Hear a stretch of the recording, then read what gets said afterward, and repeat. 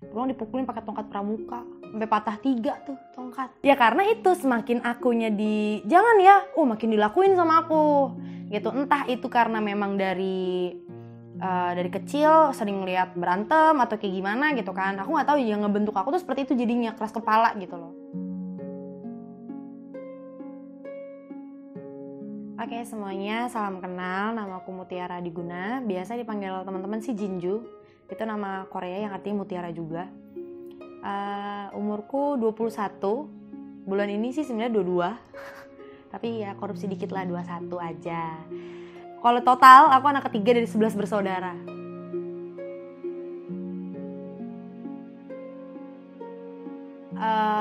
Aku kan waktu itu masih umur 1 tahun 2 tahunan ya. Tapi yang sering diceritain sama mama itu, aku manggil ayah sambung aku itu om. Sampai aku TK gitu, baru pas dipaksa manggil ayah, baru akhirnya manggil. Yang kayak gitu-gitu doang sih. Terus mulai bandel. Ya bandelnya anak kecil pada umumnya, cuman lebih ke ngelawan. Enggak, maksudnya ngelawannya tuh kayak ya kalau misalnya dibilangin A, aku jalanin B gitu. Ngelawan aja, enak. Mungkin karena kalau aku sih dari sudut pandang aku ya, itu rasa trauma sih. Jadi pernah lucu ceritanya tuh dari zaman mamaku sama ayahku, aku masih kecil kan. Digendong-gendong mamaku tuh kabur-kaburan gitu loh. Jadi berantem terus kabur-kaburan kayak gitulah. Terus sampai akhirnya pas aku TK, tiap berantem sama mama nih, nggak dibolehin main atau apa, aku kabur. Jadi udah mungkin memori yang aku nggak inget, tapi aku di bawah alam sadar aku tuh ada gitu contoh yang aku ikutin gitu. Dari ya segi kabur-kaburan, aku kalau setiap habis berantem mama pasti kabur.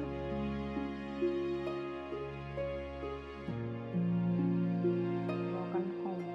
Sebenarnya kalau aku pribadi tuh nggak bilang broken ya, karena menurut aku tuh nggak ngancurin apa-apa gitu loh. Karena yang menurut aku nih, yang hancur itu kan hubungan orang tua, bukan hidup kita gitu. Jadi aku nggak pernah menganggap broken home itu ada gitu. Jadi palingan ya istimewa aja karena beda dari keluarga yang lain, dari pengalaman lah, dari segi cara didik anak lah, segala macam itu beda banget gitu.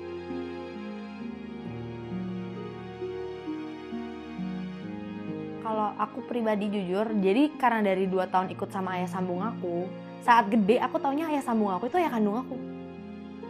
Aku belum tahu sampai akhirnya pas SMP baru kebongkar, dilihat di dokumen-dokumen ketahuan gitu loh kalau misalnya ternyata itu ayah sambung aku. Dari situ itu ngerubah kepribadian aku 180 derajat. Dari yang tadinya aku anak rumahan, pas SD tuh paling bandelnya cuma main bola, main layangan gitu aja bandelnya gitu ya. Kalau ini tuh berani ngelawan gitu, berani kayak, lo siapa sih, lo bukan bapak gue, kayak gitu-gitu. Terus sempat kabur juga. Pas SMP kelas 2 itu sempet nyoba untuk tinggal sama ayah kandung. Sempet coba tinggal sama ayah kandung, nggak tahu, nggak cocok. Karena kan namanya ketemu gede ya. Pas masih kecil sih ketemu, cuma aku taunya tuh ayah sambung aja, ayah mantannya mama lah gitu, taunya cuma itu doang. Nah pas SMP kelas 2 tahu kan aku tinggal sama ayah kandung aku, beda karena nggak cocok, namanya anak perempuan terus sama ayah laki-laki kan, ketemunya pas gede gitu loh. Jadi ngerasa asing banget gitu.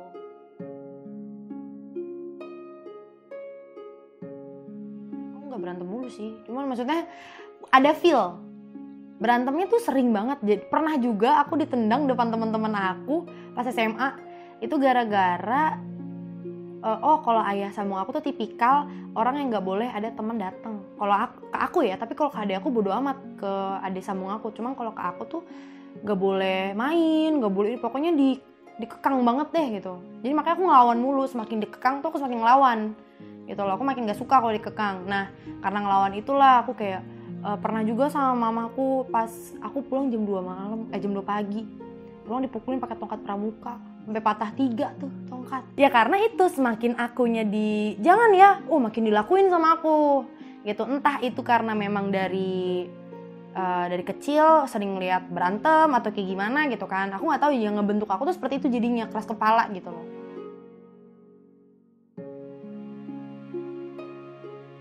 Dulu iya sering. Dulu tuh kayak hampir setiap hari.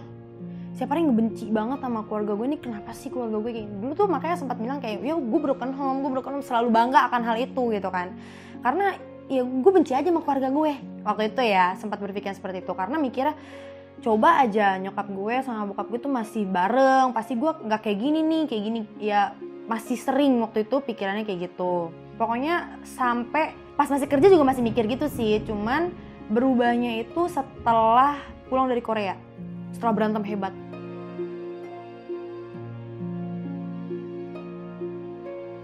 Jadi kan aku lulus SMA itu nabung sekitar setahunan, itu dapat 70 juta. Nabung itu aku kerja di salah satu perusahaan, terus setiap Sabtu Minggunya aku SPG-an, terus juga setiap pulang kerjanya itu aku live streaming, kayak aplikasi-aplikasi yang live streaming gitu loh. Aku live jadi host waktu itu. Nah itu semua kekumpul 70 juta. Di kantor juga aku jualan materai ke klien-klien aku juga gitu kan. Jadi dapatlah uang jajan di situ, dan gaji-gaji yang bulanannya itu aku kumpulin. Nah pas nyampe di Korea, akhirnya kan bisa nih berangkat ke Korea. Nyampe di Korea itu selama 10 bulan di Korea aku part time. Pokoknya bertahan hidup di sana sendirian gitu kan. Gak ada keluarga, gak ada teman gitu. Awalnya kan gak ada teman, tapi pas nyampe sana ada teman. Nah sampai akhirnya Corona datang. Awalnya kan Corona ke Korea dulu, belum nyampe Indonesia. Nah mama tuh panik, keluarga panik, sampai maksa-maksa aku pulang. Aku mikir kalau aku pulang, udah nih mimpi gue udah kagak bisa lanjut lagi, karena nyari duitnya susah buat ke Korea lagi gitu kan. Dan pas banget memang pas pandemi itu awal-awal nyampe ke Korea lockdown, jadi aku gak dapet kerjaan. Terus sampai akhirnya keluarga maksa-maksa, aku mikir ya udah deh bertahan dulu aja di Indonesia sampai corona di Korea itu membaik gitu. Niatnya seperti itu. Nyampe lah nih ke Indonesia. Ke Indonesia, baru landing, corona positif. Ada 2 orang positif corona di Depok. Itu pas banget aku landing jam 4 sore. Ya sudah terlambat. Nah pas nyampe, jadi tuh mamaku dan keluarga mengiming-imingi aku bakal dikuliahin di Indonesia. Jadi nggak apa-apa, relain deh tuh buang mimpi lo, terus gue kuliahin di Indonesia gitu kan, kasarnya gitu. Nyampe di Indonesia, daftarlah kuliah. Terus sampai akhirnya udah interview, udah apa, tinggal bayar uang pangkal gitu kan. Ternyata mamaku bilang nggak sanggup untuk bayarin aku kuliah. Dan adik aku itu tahun depannya akan kuliah di salah satu universitas swasta yang biayanya tuh gede banget gitu, hampir sama kayak pas aku ke Korea biayanya. Nah ya udahlah ya, namanya juga orang lagi emosi nih, sedih sih sebenarnya, lagi sedih bukan emosi, dari sedih terus tiba-tiba dibikin sedih lagi, jadinya emosi. Aku ngamuk-ngamuk lah di situ karena aku mikir kayak, terus gue ngapain ke Indonesia gitu loh, ngapain gue ngamuk-ngamuk segala macam. Mamaku sebenarnya diam di situ, mamaku diam.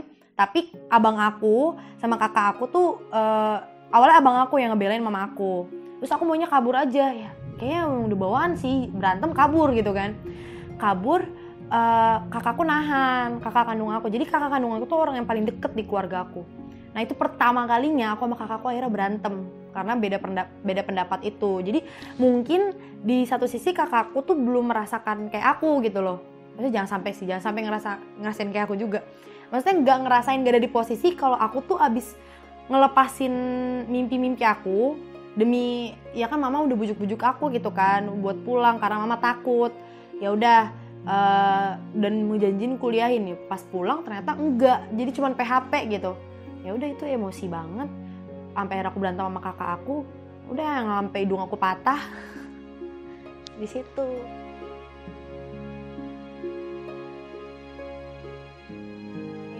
Sekarang udah hampir setahunan ini sih lebih berasa bersyukur banget.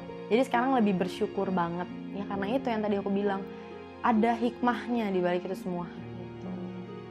Wah kayaknya aku bakal jadi anak yang manja sih, karena aku berteman sama orang yang seumuran aku itu pemikirannya beda jauh. Bukan aku kayak merasa pikiranku dewasa, enggak, justru maksudnya beda jauhnya tuh dalam arti aku sibuk memikirkan hidup aku ke depannya gimana besok ya gitu loh. Maksudnya besok gimana ya, daripada orang-orang lain yang seumuran aku tuh gimana besok lah gitu loh. Memikirkan kayak ya udahlah gitu kan. Ada yang teman-teman aku tuh udah pada lulus umuran aku, udah pada lulus kuliah, terus udah ada yang pokoknya udah ada yang punya anak lah segala macam. Tapi ini kita fokusnya ke pendidikan ya. Udah pada lulus kuliah, tapi aku sendiri belum mulai.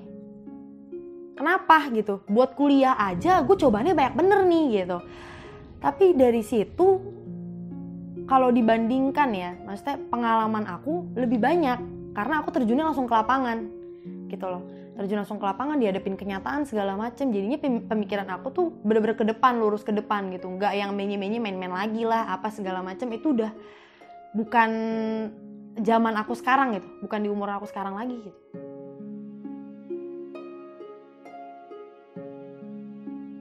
Iya, benar.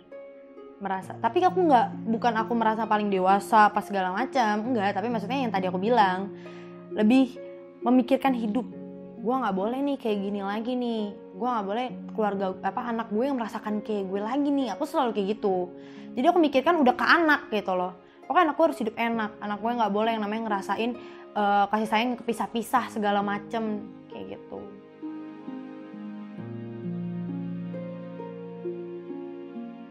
Kalau jadi kan dulu aku SMK-nya kan broadcasting ya. Terus aku tuh pengen lanjut kuliahnya perfilman di Korea. Mau lanjut perfilman karena aku passionnya memang di dunia-dunia yang kayak gitu di belakang layar awalnya passionnya. Terus ngerasa pertelevisian ini bukan ngejelekin sih ya, serius nih, tapi pertelevisian Indonesia belum bagus. Bukan yang gak bagus, belum bagus. Pengen banget memperbagus televisian di Indonesia. Itu niat aku kayak gitu waktu itu. Aku kan cita-citanya pengen jadi sutradara. Terus kayak pokoknya pengennya di belakang layar lah gitu. Kayak gitu doang sih, cita-citanya sesimpel itu. Terus karena udah, mungkin ini jalannya juga. Jadi aku pulang ke Indonesia, aku punya bisnis kecil-kecilan.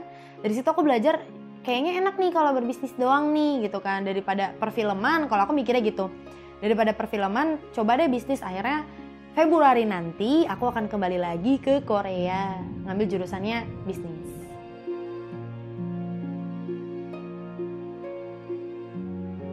Awalnya aku kan menyamaratakan cowok itu sama aja gitu awalnya ya.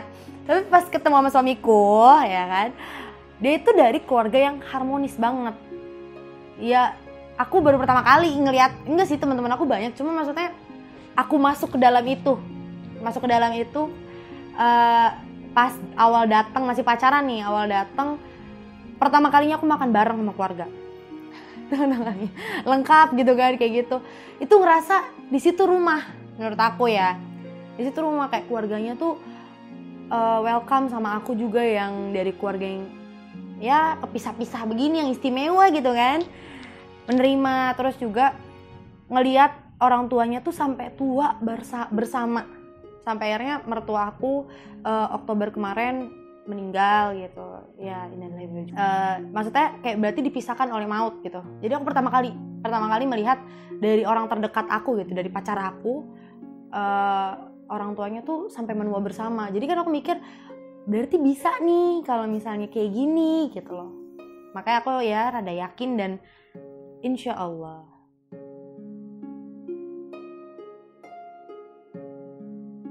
Bener banget.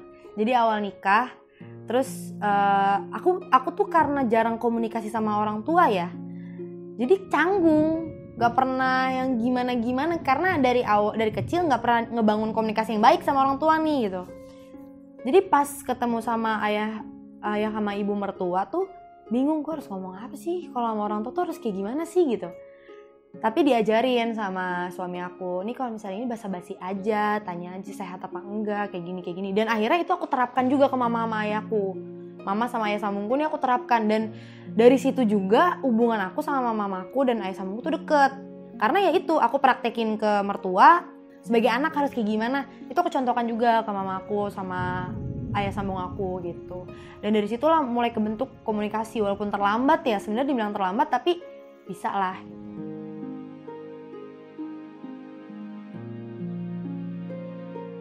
Ada sih, ya yang tadi aku bilang sebenarnya kepercayaan sama laki-laki.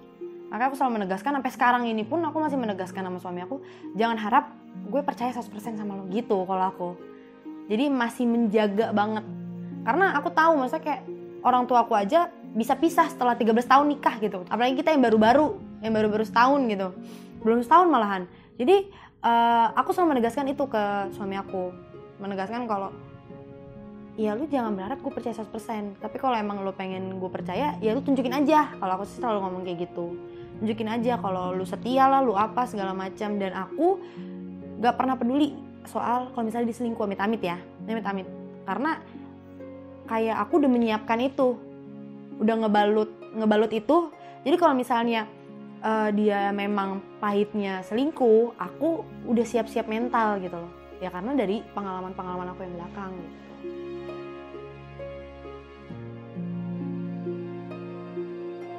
Itu pas di Korea.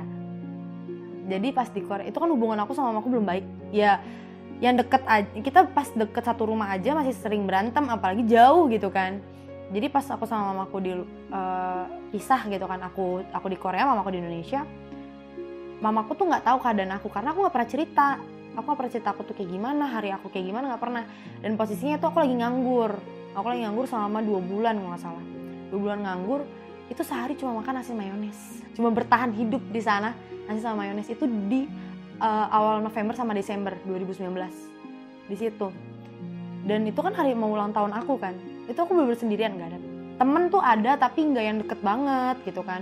Terus keluarga juga nggak ada yang ngertiin segala macam gitu.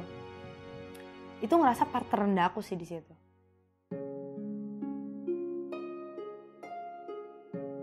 Iya, udah bisa bahasa Korea sebelumnya, cuman itu yang standar aja, yang biasa sehari-hari doang.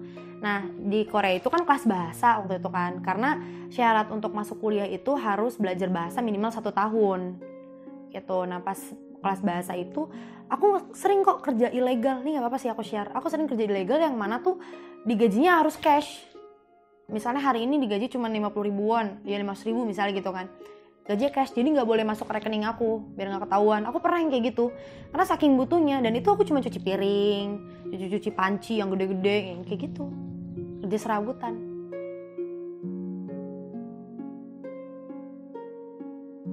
Mengalir aja, jadi nggak ada waktu yang khusus, jadi kayak langsung sadar gitu, enggak sih. Mengalir lama-lama sadar gitu loh, jadinya lama-lama lebih legowo gitu.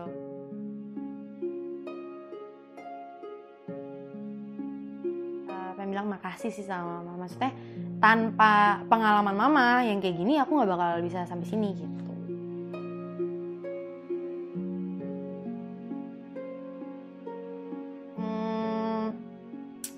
Banyak sih ya. Yang pertama deh, emang sih aku pernah ngalamin di masa yang paling jatuh tuh pernah. Berasa di atas, di angin tuh pernah. Tapi jangan pernah berlarut-larut. Kayak misalnya kalau bahagia tuh jangan bahagia banget, sedih tuh jangan sedih banget. Di bawah santai aja. Karena biasanya yang kalau kita udah bahagia banget nih, tiba-tiba ada aja yang ngebuat kita tuh jatuh langsung sejatuh-jatuhnya gitu. Jadi setiap dapat rezeki atau apa ya bersyukur. Tapi nggak usah berlebihan. Apa yang berlebihan kan nggak baik ya. Jadi kayak nggak boleh berlebihan sedih, nggak boleh berlebihan bahagia. Itu masukan dari aku yang pertama. Nah, yang kedua, kalau lagi ada di titik paling bawah banget, aku cuma mau bilang semangat, karena pasti kita semua bakal bisa ngelaluin itu. Kita itu istimewa guys, jadi nggak boleh disesali, nggak boleh yang namanya menyalahkan keadaan, nggak boleh menyalahkan diri sendiri. Jadi kayak, karena gue nih keluarga gue hancur, enggak, itu memang udah jalannya.